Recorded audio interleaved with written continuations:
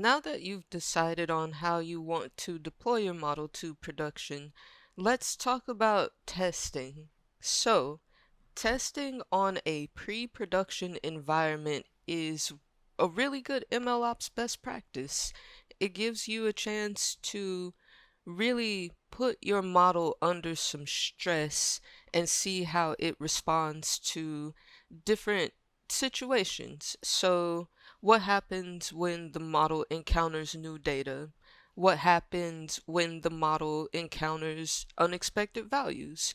You can get a good idea of how your model is going to perform in production when it encounters real life user interactions and data.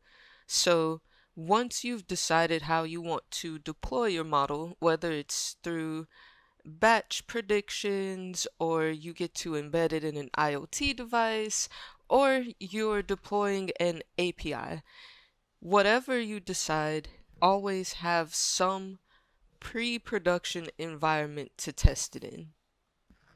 So the reason we do this is because you might get to the point where you're able to deploy models really quickly because you know what format you want to deploy them in.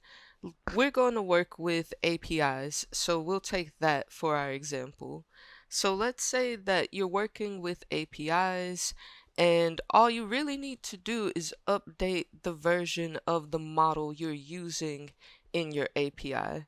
So you might get to a point in the evaluation phase where you decide there's maybe two or three models that are performing really well and they have great metrics associated with them, so you're not quite sure which one to pick, and you deploy them all to different pre-production environments. So this gives you a way to test out any model you think might have potential to go to production long before it encounters any actual new user data from the wild. And you can also test out different resources and environment configurations. So for example, if you're working in the AWS ecosystem, maybe you decide you want to see what it's like to work with a CPU versus a GPU to cut costs. Or maybe you want to see what it's like to provision an EC2 instance with a different set of configurations to see if that's gonna help with any type of load balancing or with any type of model performance. So when you're working in these pre-production environments, they're almost like experiments for your prod environment. You're testing out different things to see what gives you the best results.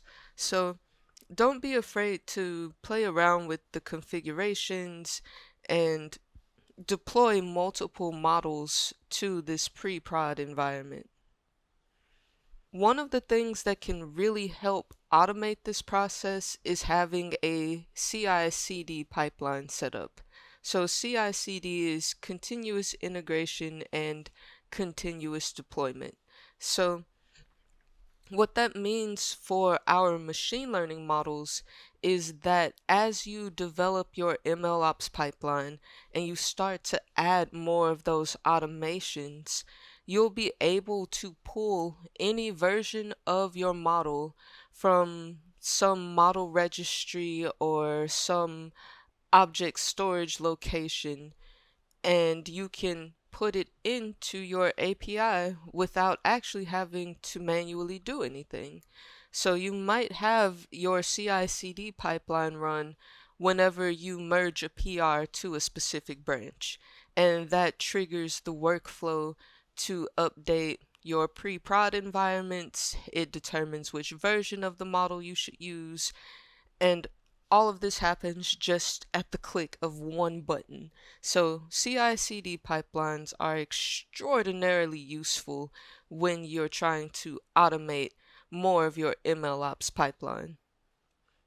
And when you're testing in this pre-prod environment, it just gives the whole team a chance to check for any last minute defects. So maybe something happened during your evaluation, like maybe you looked at the wrong metrics or a less effective set of metrics, and now that your model's encountering one new data point, it's completely falling apart. So this gives you a chance to check for anything like that happening. It gives you a chance to see how that model will perform with production-like resources, which are typically different than the resources you use for training your model. So this is just a chance to kind of kick the tires on your model and make sure everything works like you expect. And it also gives the product team a chance to see the model in action before any users see this model. So they're able to go through and maybe validate more of the business scenarios than you as the ML engineer might be aware of. So when they are able to see this model and interact with it, they're kind of like user zero. So if there's something off or they get values they don't quite expect, then they'll bring this up to the team, and maybe you need to go back to the model and do some more tuning, maybe try out a different algorithm, and then you have this automated pipeline that once you decide to try a new model, you just merge your PR and the CI/CD pipeline triggers, and then this pre-prod environment is updated for the product team. So there's a lot of really good benefits to testing in like a staging environment is typically what we call it. So don't be afraid to test the model. It's better to find things now than to wait for a user to find them or to wait for defective parts to get into customers' hands. So let's take a look at deploying to different environments with Circle CI.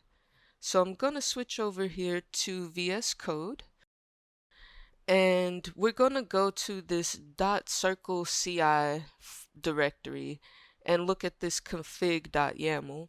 So whenever you're working with any CI/CD tool, there's going to be some type of config file you need to set up, and really just look through their documentation. You can build a CI/CD pipeline as simple or as complex as you need it to be. So let's take a look at this one in Circle. First, we have our workflows defined. These versions are very specific to Circle, so again, I really encourage you to look through their documentation to get a really good understanding of what all of these different things mean. Next, we have our CI jobs defined.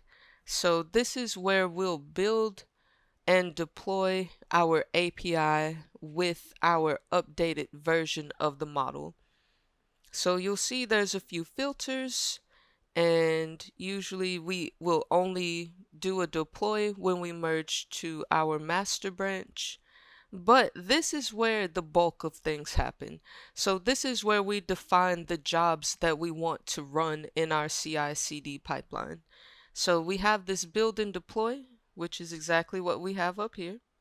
And then we're working with Docker. So that's something we'll briefly talk about when we go over MLOps best practices. But basically you have this Docker image for the API. We're doing some work in GitHub to make sure we're accessing the right repo. We're getting some environment variables that we're going to use in GCP. And then we're going to go ahead and set up the environment. We're going to get our semantic versioning tag.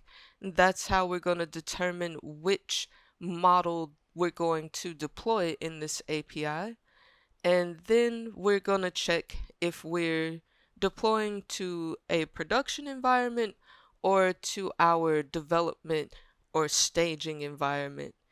And then once that's been decided, we go through and run a few scripts, and then we set up GCP using their SDK, and again, running a few commands, building our dependencies. We have an image because we're working with Docker, and then we compose that Docker image, and now we have a container running with this API and our updated model, all from this one config file.